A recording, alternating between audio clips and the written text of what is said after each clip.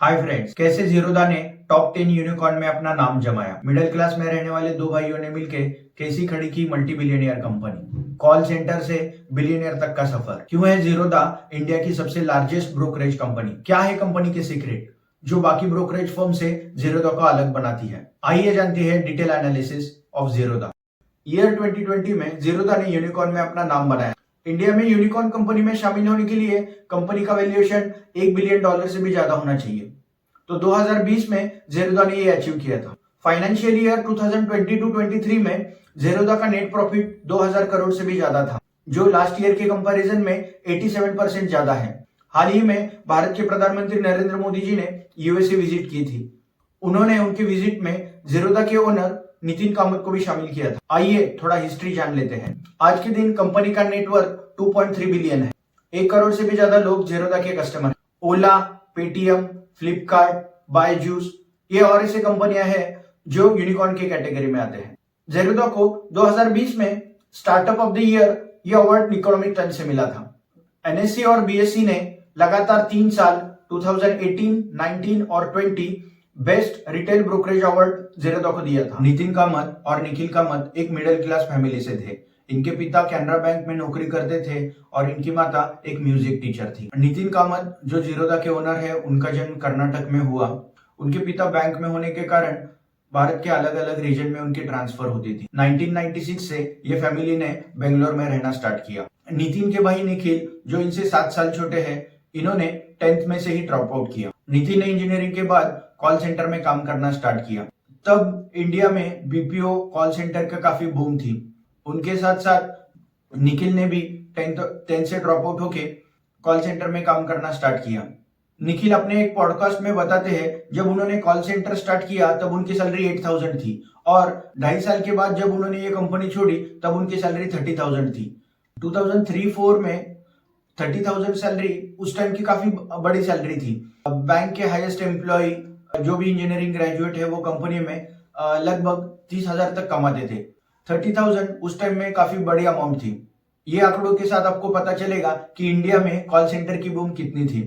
निखिल ने 2001 में जब कॉल सेंटर में जॉब स्टार्ट किया तब उस ऑर्गेनाइजेशन की स्ट्रेंथ लगभग 3000 थी।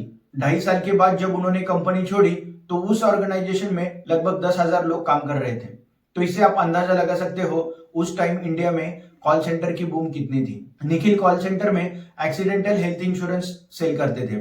तब से उनमें सेलिंग की स्किल डेवलप होती गई। फ्यूचर में ये स्किल काफी हेल्पफुल हुआ। जब जीरो एस्टेब्लिशमेंट हो रहा था तब ये सेलिंग की स्किल उनके काम आई। ये दोनों भाइयों में एक चीज कॉमन थी, ये सेलिंग में काफी एक्सपर्ट थे। दिन में लगभग 300 कॉल करने पड़ते थे।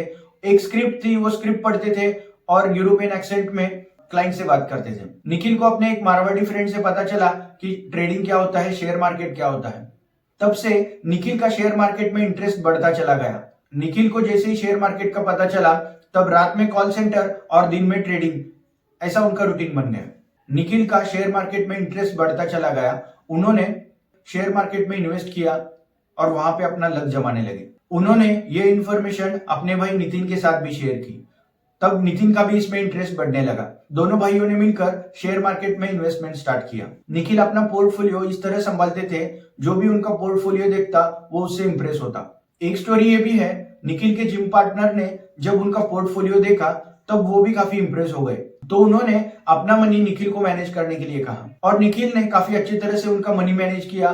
तब माउथ पब्लिसिटी से निखिल का नाम दोस्तों में फेमस हुआ और लगभग 25 लोगों ने अपना मनी निखिल के पास मैनेज करने के लिए दिया। और इसमें निखिल के कॉल सेंटर के बॉस भी शामिल थे और उनके खुद के पिता ने भी अपना मनी निखिल के पास मैनेज करने के लिए दिया था। इससे आप अंदाजा लगा सकते हो निखिल का पोर्टफोलियो कितना बढ़िया था और कितने अच्छी तरह से वो अपना मनी मैनेज करते थे। 2001 में शेयर मार्केट में काफी बड़ा लॉस निखिल को सहन करना पड़ा। इसके बावजूद उन्होंने हार नहीं मानी और शेयर मार्केट में इन्वेस्ट करते चले गए। पोर्टफोलियो मैनेज करने का एक्सपीरियंस, शेयर मार्केट का एक्सपीरियंस, ट्रेडिंग एक्सपीरियंस, ये सब मिला के दो भाइयों ने मिलकर 2004 में कामत एसोसिएट एस्टेब्लिश किया। दोनों भाई अलग अलग एरियाज में एक्सपर्ट थे। जैसे निखिल ट्रेडिंग, रिसर्च, प्रोजेक्शन, ये एरियाज में एक्सपर्ट थे।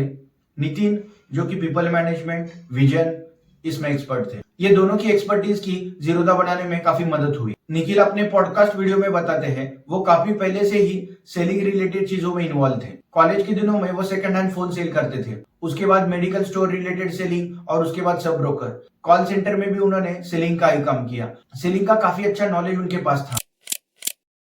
जब 2004 में नितिन और निखिल ने मिलकर कामत एसोसिएट एस्टेब्लिश किया, उसका पर्पज यही था पीपल मनी मैनेजमेंट, मतलब लोगों का मनी मैनेज करना। निखिल का एक रेपुटेशन बना था, लोगों में उनकी एक इमेज थी कि ये अच्छा पोर्टफोलियो मैनेज करता है, तो काफी सारे लोगों ने निखिल के पास अपना मनी मैनेज करने के लिए दिया और देखते ही देखते 40 लोगों का वो मनी मैनेजमेंट करने लगे और उन्होंने 2004 में कामत एसोसिएट एस्टेब्लिश किया। तब दोनों भाइयों के मन में था कुछ बड़ा करना है। कामत एसोसिएट से जो भी पैसा मिलता था वो बड़े प्रोजेक्ट के लिए रखते थे। वो बड़ा प्रोजेक्ट मतलब जीरोदा। सेलिंग का एक्सपीरियंस कामत एसोसिएट, तो लगभग 10 साल का एक्सपीरियंस उन भाइयों के पास था। ये 10 साल के एक्सपीरियंस के ऊपर उन्होंने 15 अगस्त 2020 को जीरोदा एस्टेब्लिश की। जीरोदा का मतलब जीरो बैरियर, जीरो रोधा। रोधा एक संस्कृत शब्द है जिसका मतलब होता है बैरियर, तो जीरो बैरियर। जो भी उनके कामत एसोसिएट में उनके कस्टमर थे वो सभी ने जीरोदा में अकाउंट ओपन किया। उन्होंने मार्केटिंग के ऊपर काफी कम पैसे स्पेंड किए। जो भी कामत एसोसिएट से नेटवर्क बना था वहां से वो कॉल करते थे, जो भी चैटिंग एप्लीकेशन उस वक्त अवेलेबल थे उससे लोगों से बात करते थे और कस्टमर जुड़ते थे। जीरोदा के एस्टेब्लिशमेंट के बाद कस्टमर के 2 प्रॉब्लम सॉल्व हुए। एक, जो दूसरे स्टॉक ब्रोकर थे वो काफी हाई परसेंटेज में चार्ज करते थे। जीरोदा ने उसे सॉल्व करके हर ट्रेड के लिए 20 रुपए चार्ज किए। इससे हुआ ये, कस्टमर में जो भी कंफ्यूजन था कि ट्रेडिंग के लिए कितना चार्ज लगेगा, कितना परसेंटेज में चार्ज लगेगा, वो सब कंफ्यूजन दूर हो गया। हर एक ट्रेड के लिए 20 रुपए। दूसरा, बाकी ब्रोकरेज कंपनियां उसमें हिडन चार्जेस थे। जीरोदा ने कुछ भी हिडन चार्जेस नहीं रखा, जो भी था वो ट्रांसपेरेंट था। इसके बाद जीरोदा में पब्लिक का ट्रस्ट बढ़ने लगा। ऐसे फीचर देख के पब्लिक जीरोदा में अट्रैक्ट हुई। डिस्काउंट ब्रोकरेज प्लस ट्रांसपेरेंसी, ये 2 चीजों के कारण जीरोदा में पब्लिक अट्रैक्ट होते चले गए। जो कामत एसोसिएट के कस्टमर थे वो सभी ने जीरोदा में अकाउंट ओपन किया। आज के दिन जीरोदा के 1 करोड़ 10 लाख तक कस्टमर हैं। लगभग 3000 के करीब एम्प्लॉई है, जिसमें से 90% of the employee work from home ही करते हैं। जीरोदा अपने एम्प्लॉय के लिए फिटनेस इंसेंटिव भी देता है।